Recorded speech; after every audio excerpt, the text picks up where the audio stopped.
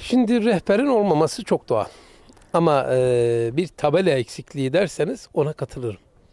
Mesela Göbeklitepe girişinde sağ olsun geçtiğimiz yıl Sayın Bakanımızın açılışlarıyla Göbeklitepe yolu asfaltlandı bildiğiniz gibi. Ama ana yolda büyük levha olması gerekir. Ama Göbeklitepe'nin yanında bir kavşak yapıldı. O kavşakta Göbeklitepe'nin imitasyonları yapıldı. Yani öğren yeri girişlerimizde o tabela eksikliğimiz var.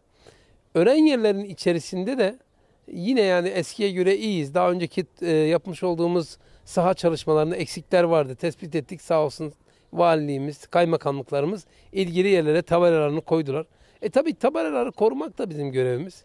Siz de yolda görüyorsunuz, ben de görüyorum. Adeta kurşun deliğinden süzgeç gibi olmuş. İnsanlar yani oranın kıymetini bilmiyor. Tahrip ediyor. Biz onlara gerekli özeni ve desteği göstermemiz gerektiğine inanıyorum. Tabelalar konusunda eksiklik vardır ama en kısa sürede bunların çözülebileceği kanaatindeyim.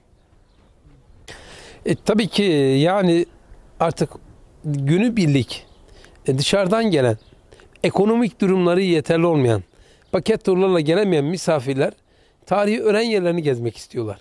Bu öğren yerlerini gezmek için tabii ciddi bir maliyet var.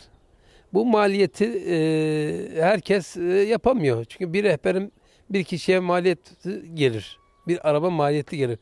Bu konuda özellikle Şanlıurfa Büyükşehir Belediyesi öğren yerlerine haftanın belirli günü olabilir. Belirli saatleri olur. Mutlak suretle servis çıkarabilir. Yani bu belli bir saatler aralığında en azından ya sabah veya öğleden sonra bu Göbeklitepe'de olabilir. Bu Harran'da olabilir. Bunu yapabilir. Bunu insanlarımız faydalanabilir. Ve bundan da Şanlıurfa turizm kazançlı çıkar.